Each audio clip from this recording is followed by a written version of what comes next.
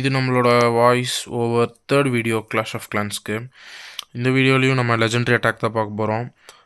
Against town hall 17 max base. இந்த base பார்த்திங்கன்னா ஒரு ப்ராப்பர்லி அசைன் பண்ணாத பேஸ் தான் ஆக்சுவலாக இது. ஏன்னா இந்த பேஸில் டிஃபென்ஸ் எல்லாமே ரொம்ப கிட்ட தான் இருக்குது. ஸோ நம்ம சாம்பியன் வாக்குக்கு ஏற்ற மாதிரியே இருக்கிற பேஸ் தான். இது வந்து ஒரு ஈஸியான ட்ரிபிள் பண்ணியிருப்போம். யூஸ்வலாக பண்ணுற அதே தான். ஆர்சி வாக்குலேருந்து தான் நம்ம ஸ்டார்ட் பண்ணுவோம். எர்த்துக்வேக் வந்து ஆர்சிக்கு ஒரு நல்ல வேல்யூ கொடுக்குது. த்ரோவர் யூஸ் பண்ணுறப்ப, எபிலிட்டியில் த்ரோவர் யூஸ் பண்ணுறப்ப எர்த்துக்வேக் வந்து ஒரு நல்ல வேல்யூ கொடுக்குது. அதனாலே நான் வந்து ஒரு இன்விசிபிளை குறைச்சிட்டு எர்த்துக்வேக் வச்சு தான் ஆடுறேன். நம்ம ஸ்டார்டிங்லே த்ரோவரை யூஸ் பண்ணி எர்த்துக்வேக் வச்சு இந்த கம்பார்ட்மெண்ட்லேருந்து ஸ்டார்ட் பண்ணிட்டோம் ஆர்சி வாக்கை. இந்த சைடு எங்கே பார்த்தாலும் ஹை வேல்யூவாக தான் இருந்துச்சு. இந்த சைடு இன்னுமே ரொம்ப ஹை வேல்யூவாக தெரிஞ்சுது. 2 மல்டி ஆர்ச்சர் டவரை தூக்கிட்டோம். அதுக்கப்புறம் சிங்கிள் இன்ஃபர்னோ இருந்துச்சு. சிங்கிள் இன்ஃபர்னோவையும் தூக்கிட்டோம். அதுக்கப்புறம் நமக்கு ஃபயர் ஸ்பிரிட்டரையுமே நம்ம தூக்கிடுவோம். இந்த ஆர்சி வாக் பொறுத்த வரைக்கும் ஒரு ஹை வேல்யூ ஆர்சி வாக் தான் இது. நல்ல வேல்யூ பார்த்துச்சு. எக்ஸ்போ ஆகட்டும், அதுக்கப்புறம் scatter shot, air defence, monolith வரைக்குமே இது கிளைம் பண்ணணுன்னு நினைக்கிறேன். ஆமாம், மோனோலித் வரைக்குமே இது வந்து வேல்யூ எடுத்திருக்கு. நல்ல வேல்யூ இதில் ஆர்சி வந்திருக்கு. ஆக்சுவலாக டவுன் ஹால் 17 எகென்ஸ்டாக நீங்கள் அட்டாக் பண்ணுறீங்கன்னா உங்களுக்கு ஆர்சி வாக் பர்ஃபெக்டாக அமைஞ்சிருச்சுனாலே ட்ரிபிள் அடிச்சிடலாம். ஆர்சி வாக் சொதப்பிடுச்சு. நிறையா பேஸ் பார்த்திங்கன்னா ஆன்டி ஆர்சி வாக் பேஸாக தான் இருக்கும்.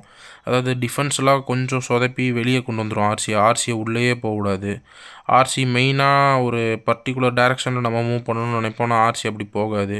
அந்த மாதிரி இருந்துச்சுன்னா அந்த அட்டாக்கே சொதப்பிடும், ட்ரிபிள் வராது. ஃபனலிங்காக டைம் அவுட் ஆகிடக்கூடாதுன்னு ட்ராகன் இங்கே ஒன்று, அப்புறம் ஆர்ச்சர் வச்சு ஏர் டிஃபென்ஸ், ஆர்ச்சருக்கு வச்சு ஏர் டிஃபென்ஸ் நம்ம வைப் பண்ணிட்டோம். அப்புறம் இதுவும் கண்டிப்பாக டைம் அவுட் ஆகிடவே கூடாது. லெஜெண்டரியில் டைம் அவுட் நிறையா நடக்கும். அதுக்காகவே நம்ம சீஜ் பராக்ஸ் தான் யூஸ் பண்ணுறோம். அப்புறம் நம்ம ட்ராகன்ஸ் எல்லாத்தையும் சேர்த்து இறக்கி விட்டாச்சு. பாதி பேஸ் இப்போவே நம்ம முடிச்சிட்டோம். பேலன்ஸ் பேஸ் போட்டு தான் இருக்குது. அது நம்ம கிங்குக்கும் நல்ல வேல்யூ கிடச்சிருக்கு. கிங்குக்கும் நல்ல வேல்யூ. ட்ராகன் எல்லாமே அலைவில் இருக்குது. கால்வாசி பேஸ் தான் இருக்குது. ஸோ இது வந்து ஒரு ஈஸியான ட்ரிபிளாகவே கிடச்சிருச்சு. இந்த பேஸ் பொறுத்த வரைக்கும் பார்த்திங்கன்னா இது 17 மேக்ஸ் பேஸ். ஆனால் இது ஒரு நல்ல டிசைனே இல்லை.